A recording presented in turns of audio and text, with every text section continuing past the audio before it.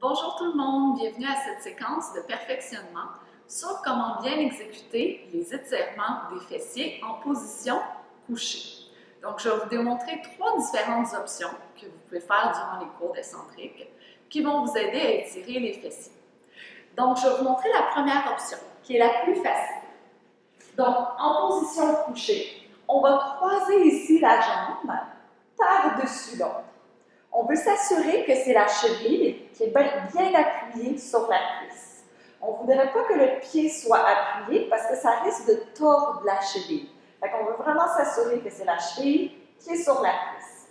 Après ça, on peut utiliser notre main ici, tout simplement pour aider à ouvrir le genou. Puisqu'avec la méthode excentrique, on veut toujours garder un petit mouvement dans l'étirement, c'est avec cette main-là, puis avec ce genou-ci, qu'on peut tranquillement refermer, puis ensuite réouvrir. Ça va faire un va-et-vient dans l'étirement, puis ça va venir étirer l'aine et le fessier en équipe. La deuxième option, ça serait toujours dans la même position de jambe, mais rattraper cette fois-ci sous la cuisse. Observez bien que ma main passe entre les deux jambes pour venir attraper sous la cuisse et doucement tirer les jambes vers soi. La cheville est toujours bien placée sur la cuisse. Une fois dans cette position, même chose, on essaie d'ouvrir et de refermer le genou. C'est un petit mouvement, à peine 1 cm qui est créé, mais qui va vraiment venir relâcher au niveau du fessier et de la hanche. On pourrait même utiliser le coude pour ouvrir dans le genou. Ça pourrait être une autre option pour approfondir l'étirement. Troisième option serait de croiser complètement la jambe par-dessus et d'approcher les genoux vers soi. On pourrait attraper ici les tibias.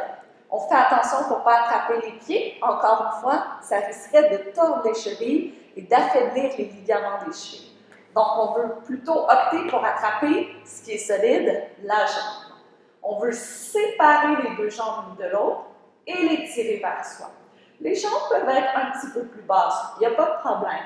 Par exemple, on veut avoir cette sensation-là d'ouverture entre les deux jambes, en plus de les rapprocher vers soi. Une fois dans cette position, on ne veut pas rouler de gauche à droite. On veut plutôt opter pour un mouvement qui se fait sur le côté. Donc, avec un bras, par exemple ici mon bras gauche, je vais doucement tirer la jambe gauche vers moi. Ensuite, avec l'autre bras, je vais légèrement pivoter. Donc, c'est bien différent comme mouvement que de simplement rouler de gauche à droite.